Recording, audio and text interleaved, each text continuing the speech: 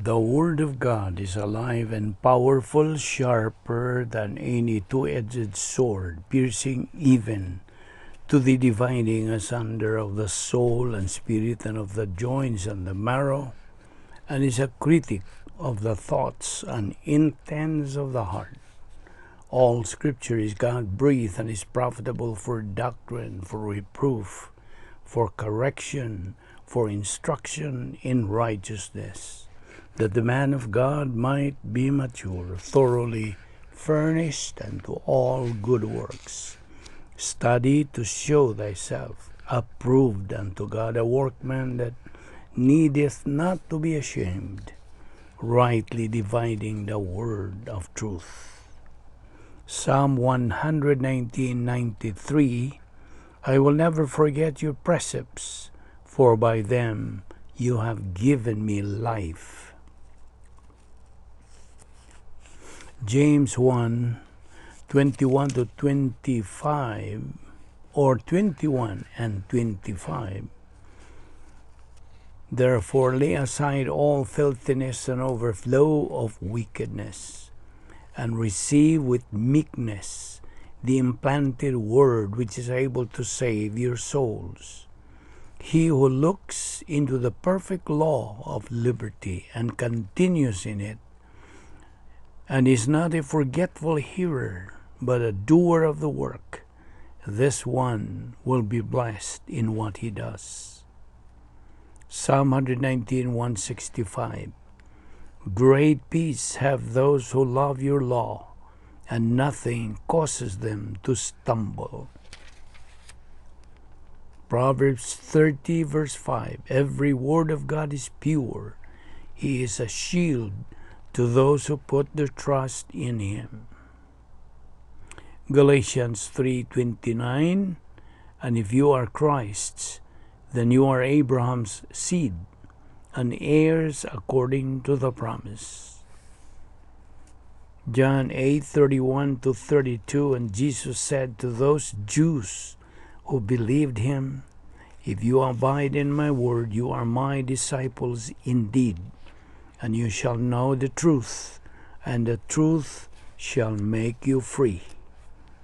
Psalm 119:24. Your testimonies also are my delight and my counselors. James 1:5. And if any of you lacks wisdom, let him ask of God, who gives to all liberally and without reproach, and it will be given to him. Psalm 37:34. Wait on the Lord and keep his way, and he shall exalt you to inherit the land. When the wicked are cut off, you shall see it. Sa dili pa kita magapadayon, ining atong tulumanon na adlaw nga pagtuon sa pulong sa Dios. Sama sa nandan, gikinahanglan na atong pagsusi sa atong tagsa kakalak. Kung nanapa pa kita mga sala nga naibinin, kini kundi nato isugid, mahimo lamang kining babag, makabalda sa atong pagtuon sa pulong sa Dios. Busa, ato karong gamiton ang rebound technique, pagpasiguli sa atong pakig-ambitay nga sa Dios. Our fellowship with God can be restored by using the principle of 1 John 1:9, which says, if we confess our sins, God is faithful and just to forgive us our sins and to cleanse us from all unrighteousness. But for you unbeliever, the issue you are facing is not confession of your sins, it is faith alone in Christ alone. Put your trust, put your faith in the Lord Jesus Christ, and you will be saved. Acts 16:31. Busa, magampo ta karon sa hilom.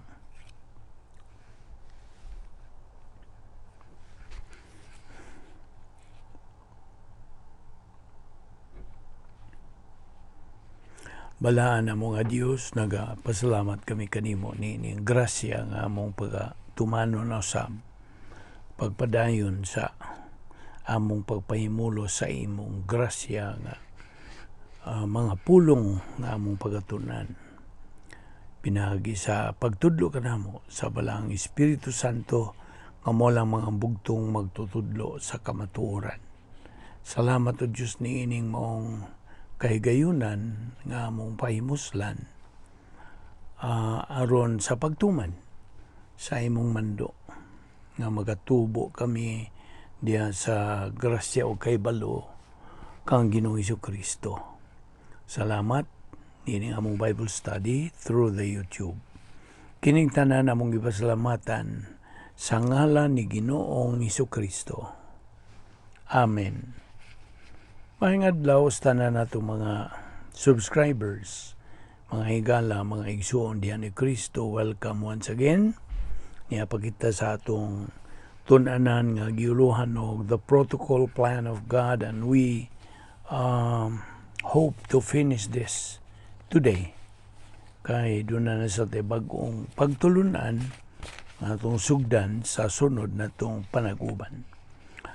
Okay, padayon kita sa atong gibiyaan kagahapon. Nag-iskot kita.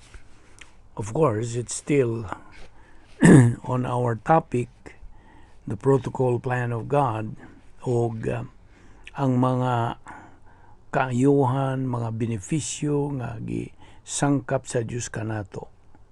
Apil niining portfolio of invisible assets. Doon ay mga kategorya kini. Ang nagunato namang gihisgutan ni kagahapon ang primary assets. Now, primary assets are designed and administered by God the Father nga nag-aapil kini sa computer assets o escrow assets. Now, ang escrow giandam na kini sa Dios sa kaniadtong wala pa ang tanan. But this can only be availed of sa dihang kita makatuman sa protocol sa Dios. Okay? Kaya na may protocol lagi ang lagda sa Dios. Na siya ay guideline, na siya ay ingnunta angay na itong sundon kay mao man kini ang mga pagi nga iyaha sa Dios. So, okay, once we accomplish God's protocol, then makadawat kita ni ining escrow. Now, Ephesians 1:3, this escrow is reserved for every believer. You see, alang sa matag magtutuo kini, nagiandam. Ug si Ginoong Jesucristo mao ang depository ni ining maong escrow. Now, diya si Piso 1:7, kining maong escrow nga itong isgutan is given after following the protocol. Ako na pong giusob na. Mahuman ganin mo, matuman ganin mo ang protocol sa Dios din. Imong madawat kining maong escrow.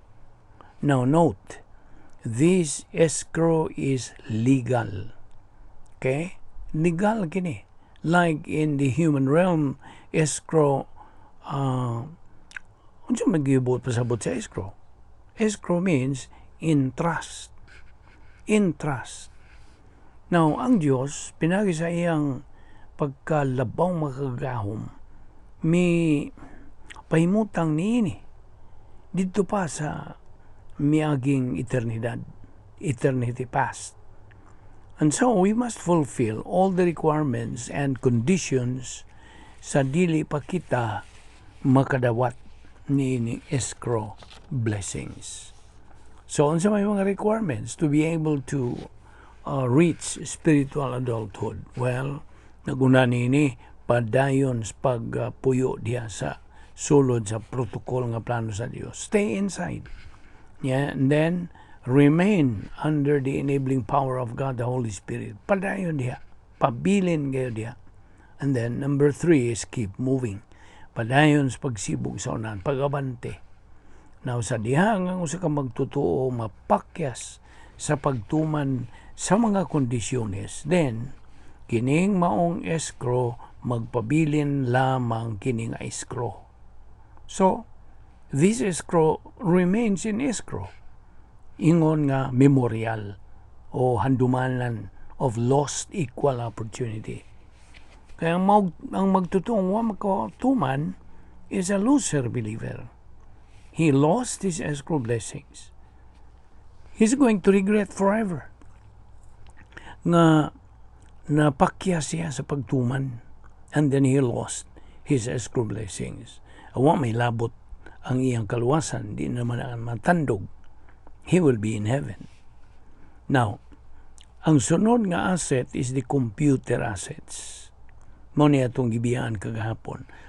Now, ang mga programs ni ini, na ka na gitawag og ROM, RAM, read-only memory. But when this is going on, here comes RAM, RAM, random access memory. Now, kadtong read-only memory, nag-appeal kini, nagalakip kini ang atong pagpili, election, o appeal katong kapatan ka mga butang atong nadawat.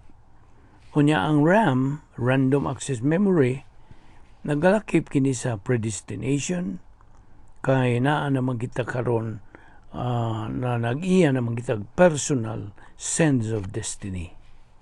So you have the equal opportunity and equal privilege to avail ni ining maong mga assets. Okay? Ang sunod nga asset is secondary. Kining secondary assets are designed and administered by God the Father. But depende kini karon nagaagad lamang upon the believer's utilization of divine power. Nagaagad kini kung mugamit ba ang maong magtutuo sa mga gingon nato paggamit nining divine power. So what are these assets? Well, appeal ni ini ang volitional assets, production assets, or Christian service. Resulta kini sa espirituhanong kinabuhi sa magtutuo, o undeserved suffering assets, o napagyod, invisible impact assets. Now, unsa may katulo nga assets? Third assets, personnel assets. Now, of course, this concerns the spiritual gifts of believers. Ang mga espirituhanong mga gasa, we call this as part of the invisible assets. So, okay. Ayaw kalimti kadtong atong hisgutan ng 3 R's, reception, retention, and recall. Ang reception, ang imong pagtuon, pagkaton, pagtuo, paggamit sa pulong sa Dios. Reception of doctrine. Ang retention of doctrine, nga imong ipundo, like retention of water. So, appeal na nini ang metabolization, conversion of gnosis doctrine ngadto sa epignosis doctrine, and to remember Bible doctrine nga og paggamit niini nga Bible doctrine which is metabolized og kini gamiton ngadto sa kasinatian sa kinabuhi. Pangutana, kanusa man nato kanang mapahimusli kining maong assets? When will these assets be made available to us? Well, basahang Episo 1:19-20. What is the exceeding greatness of all these assets? The great mighty power dinhi nga gisgutan means the great power experiment sa katuigan sa simbahan. Now, this power that God provided was made available to us sa dihang si Ginoong Kristo milingkod na dito sa tuong kamot sa iyang amahan, Diyos nga amahan. Ug atol sa hypostatic union ni Ginoong Kristo, it was the Lord Jesus Christ who used this power. Siya ang migamit. Now, it is the Holy Spirit who empowers us. Karon, ug kining maong gahom gisangkap sa Diyos nga amahan nga ni kanato. Colossians 1:16 and 17, for by Him all things were created, including magnetism, including gravity, etc. Kinsa may nagbuhat nining tanan? Si Ginoong Jesucristo.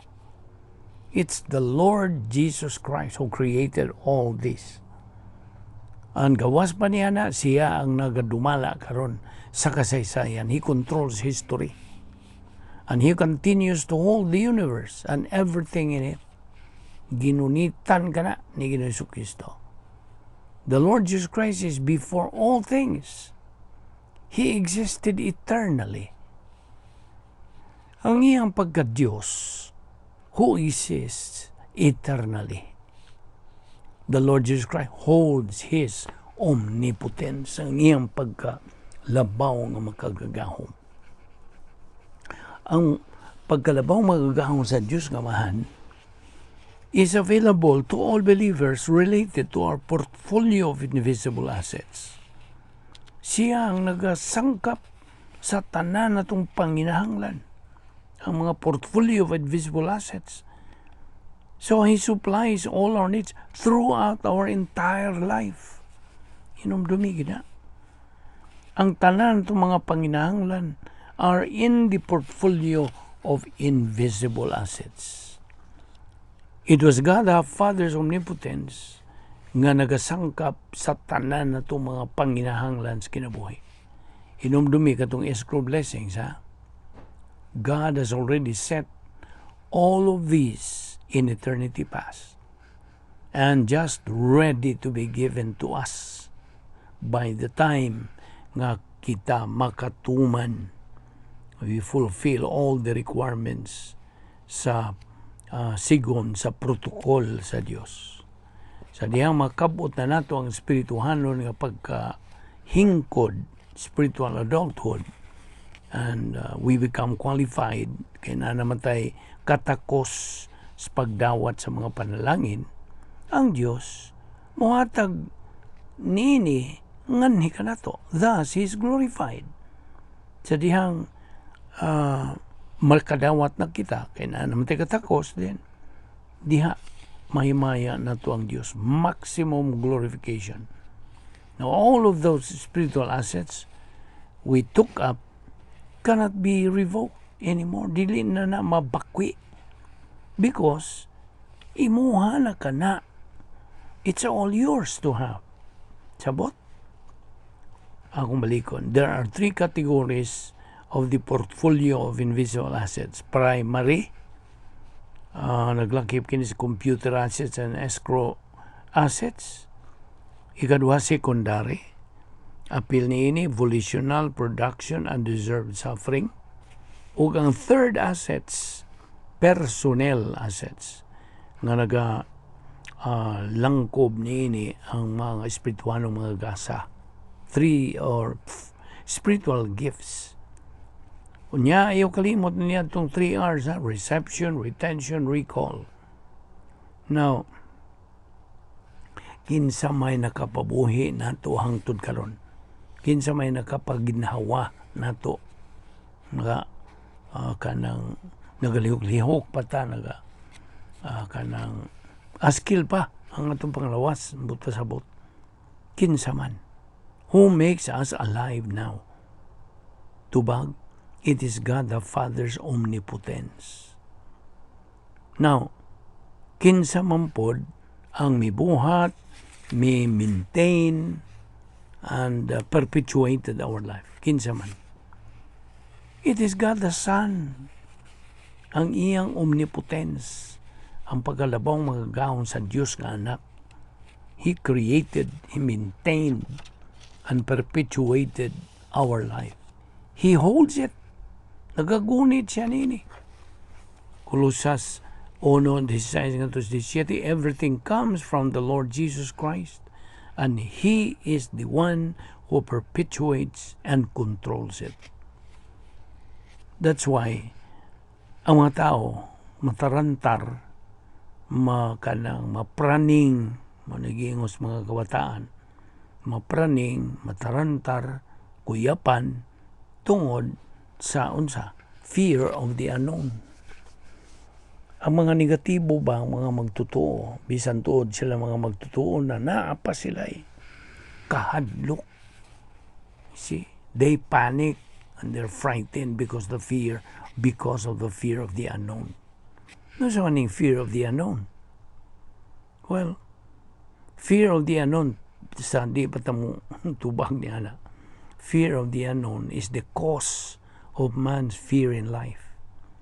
Mao na hinungdan nga naay kahadlok sa kinabuhi ang mga tao. That is why, paminaw, knowledge is very, very important. Knowledge of truth. Knowledge, vitamin K. Mao ni nga itong gitunan, adlaw-adlaw. Kasayuran, kamatuuran. You see? Mao na nga itong ikinahanglan. Aron wa na taniya ng fear of the unknown. Kaya to namang nahibawan. We have known the truth, ang tinuod, kay knowledge of truth. And that is the only, paminaw, that is the only antidote to get rid of that fear of the unknown. Mora, the omnipotence of God the Son, si Jesucristo, nagagarantiya sa function of the so-called scientific laws, which are really the demonstration of the omnipotence and faithfulness sa atong Ginoong Jesucristo. Why does the sun rise and set? Ngano man? Tungod sa pagkalabawng magagahom ni Ginoong Jesucristo, mo ka ng tubag. God, the Holy Spirit's omnipotence, is the one who empowers us. Kita mga magtotoo. Iatagag gahom sa Espiritu Santo to live the spiritual life. Sulod sa protokol nga plano sa Dios. Unsa to ibot pasabot og protokol? It is the right thing done in the right way. And the spiritual power, God, the Holy Spirit's power, is part of the invisible assets. So, hinumduman yun nato that it is God, the Holy Spirit, who takes a believer ngadto sa sulod sa operational divine sphere o ngadto sa atong pagkahiusa kang Jesucristo. And he experiences God's power.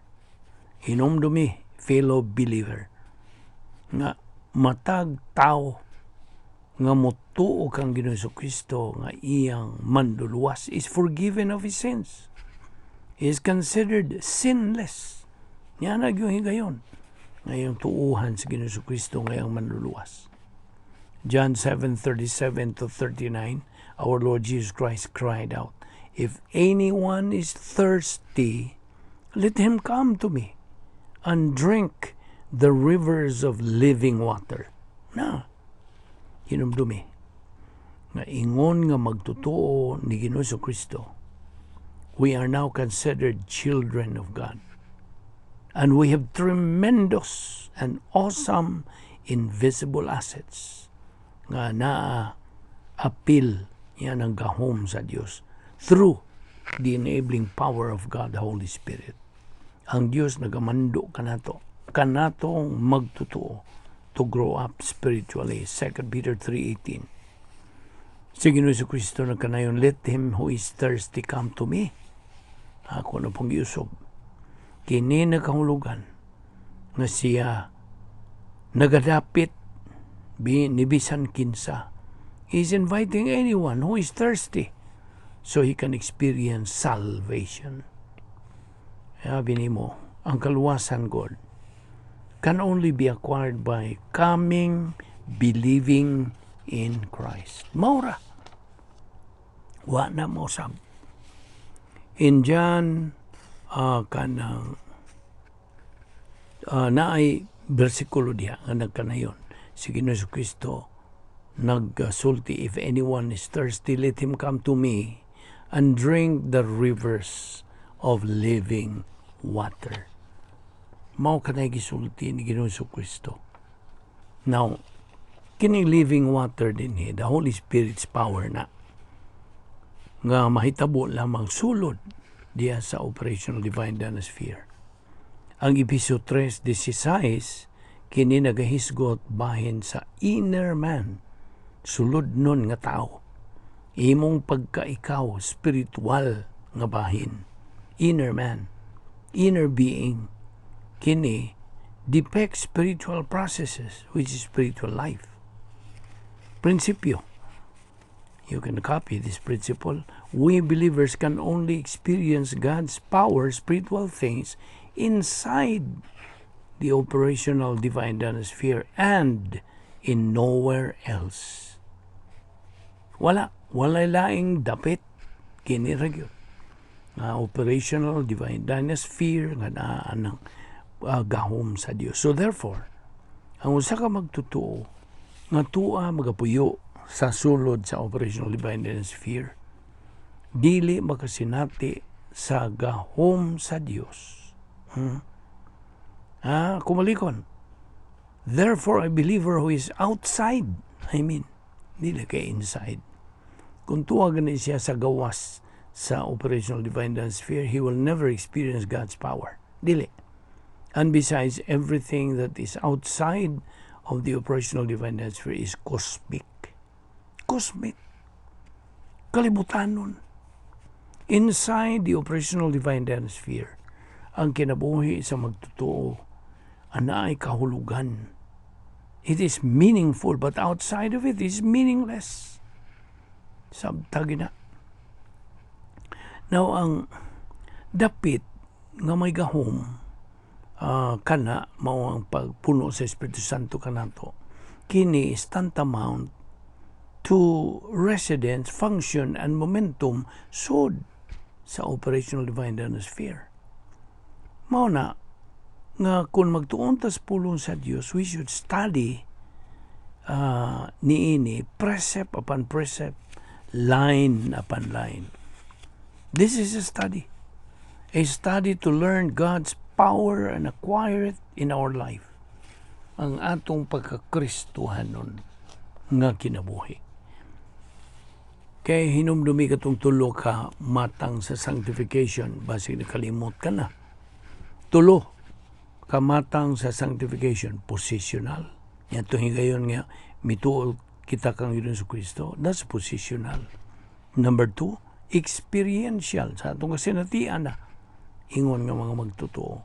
And the third is ultimate. Ang kinatumya na gyud. Nga mao na gyud ang atong main goal, ultimate goal, ultimate sanctification. Kita kung mga magtotoo are no longer citizens of this world. Dili na taga dinhi. We are citizens of heaven. Kay we are already elected. Asa man na nyo makita sa Biblia. Nas Pilipos 3:20. Kita mga lungsorano nas langit, tagalangit na. We have been elected, niyadtog yung higayon, nga kita na luwas. Ang atong kahimtang, our position as a believer, is fixed and secure. Gipahiluna na, o sigurado na. And then predestination. Unsa man ang predestination? It is our union with Christ forever. God, the Holy Spirit's omnipotence is available to us now. Karon. So pahimusli ka na. Si Ginoong Kristo, mibilin ngani ka nato sa gahom sa Espiritu Santo. The same power nga gipahimuslan ni Ginoong Kristo samtang dinhi siya sa iyang hypostatic union. Dinhi sa una niyang pag-anihan, made him a winner. Nahimo siyang mananaog. Get this. Ang tao gud produktor sa iyang desisyon. Mutuo ka niya na. Narani mo mutuo ka ba niya na. But this is a principle. Man is a product of his decision. And that is volitional responsibility. So we can either decide to become winners in life or losers in life. Naras atong pagpili. Inumdumi. Nga sa matag desisyon nga atong himuon, kita ra ba ang accountable, responsible, answerable for that decision. Basta, ang kalampusan o kapakyasan sa espirituanong kinabuhi sa magtotoo, nagaagad lamang sa iyang kabubuton. Does he persistently, consistently, regularly study God's Word or ignore it? So, mayon nimo nga produkto ra gyud siya sa iyang desisyon. Hinumdumi, every believer should so live according to God's will, purpose, and plan. Unsaon? Again, by growing spiritually. 2 Peter 3:18. Unsa man ning divine omnipotence of the Godhead? Well, ang pagkalabaw magagahom sa Dios. Sa Dios nga nasud sila sa balaang Trinidad. Well, of course, usaray Dios. Tulo ka persona sa usa ka Dios. God the Father, God the Son, God the Holy Spirit. Mao ka ng Godhead. Balaang Trinidad. Kini sila available to all believers. God the Father, for His grace provision, appeal na nilang portfolio of invisible assets. O God the Son, for perpetuating our life, pinagi sa paghatag na itong logistical grace support.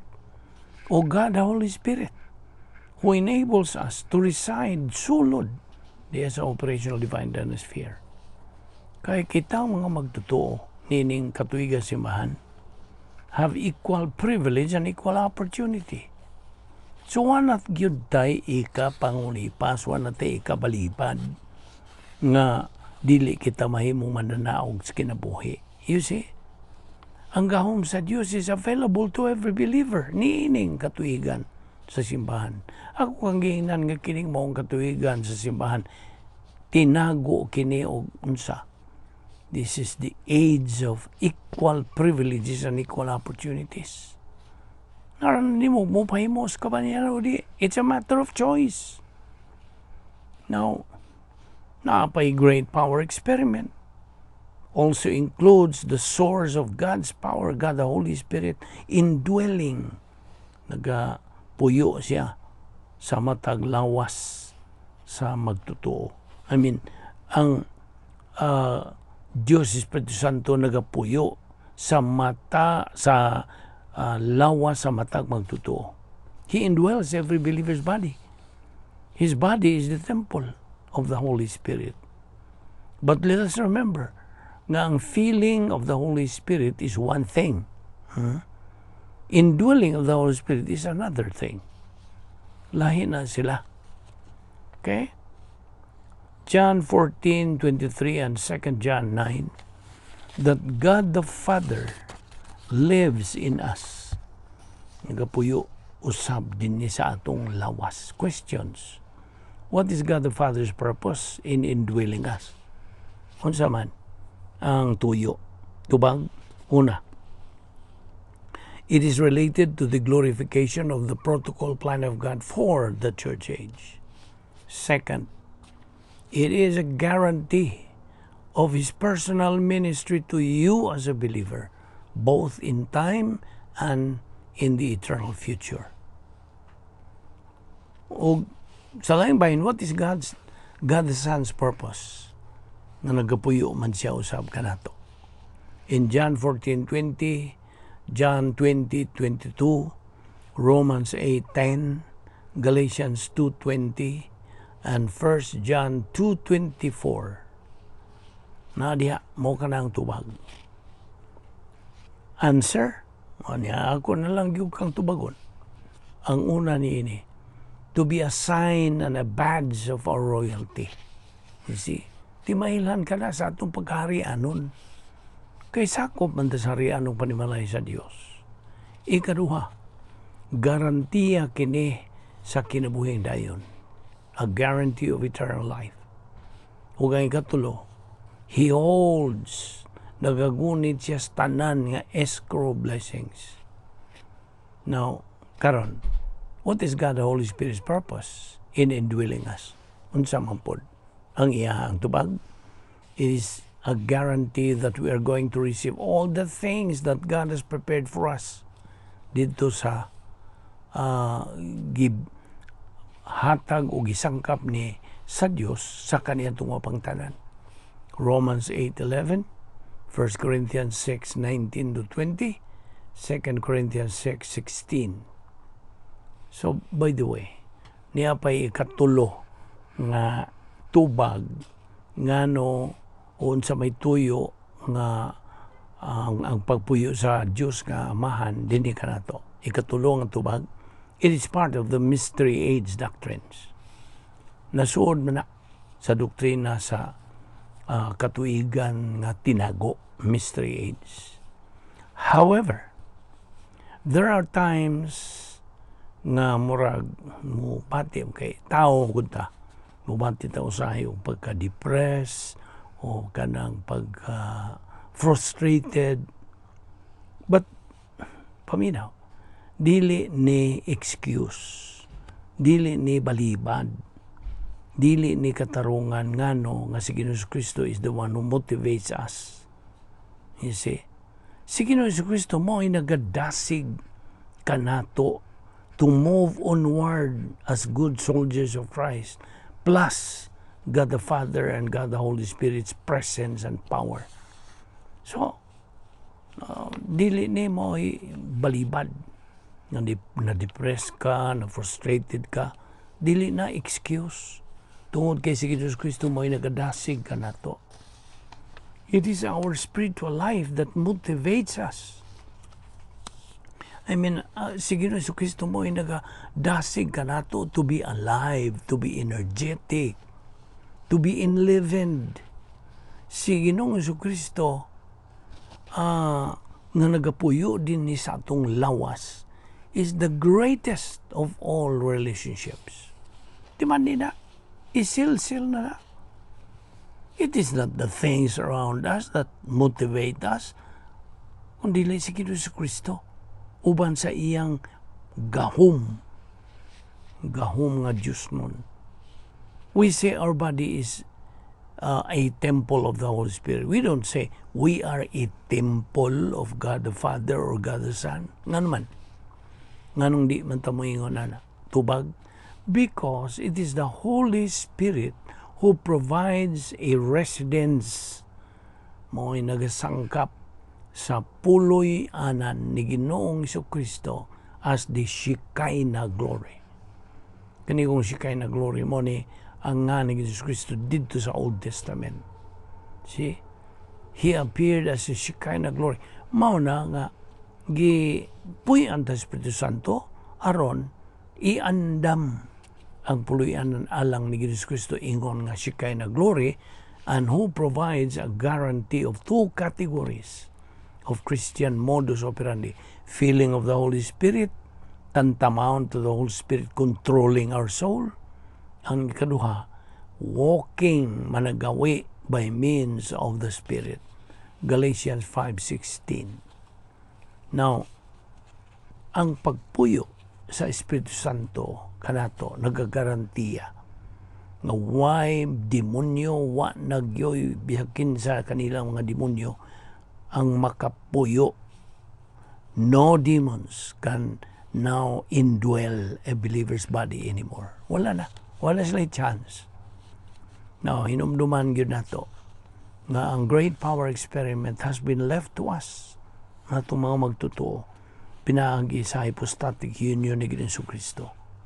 Kining maong gahom has been divided into three categories: God the Father's omnipotence, God the Son's omnipotence, o God the Holy Spirit's omnipotence. Now, unsa may diferensya between the infilling and indwelling of the Holy Spirit? Kailangan para ba mga magtutuon mandagalibog nini. Infilling, mao ka na ang pagpuno. Ang indwelling, mao ka na ang pagpuyo sa Espiritu Santo. Sabot? Susabtan na. Mura man og di na tumahuman kining atong paghisgot niini karon adlaw ato kining ipadayon ugma og tiwason na lang yun nato ni ugma. Okay, so dinhi kita kutob atong isgutan ang diferensya o kalahian tali sa ang infilling o indwelling sa Espiritu Santo. Okay? Magampo na. Amahan na mong langit no, nagpasalamat kami kanimo ni laing higayon sa imong gahin ni ini alang sa among pagpadayon sa pagtuon sa imong pulong. Salamat sa imong grasya nga among gipahimuslan ni adlaw bisan dili kami takos. Salamat ng among Bible study pinagi sa YouTube sa Balbido Evangelistic Ministry. Kining tanan among gipasalamatan sa ngalan ni Ginoong Kristo. Amen.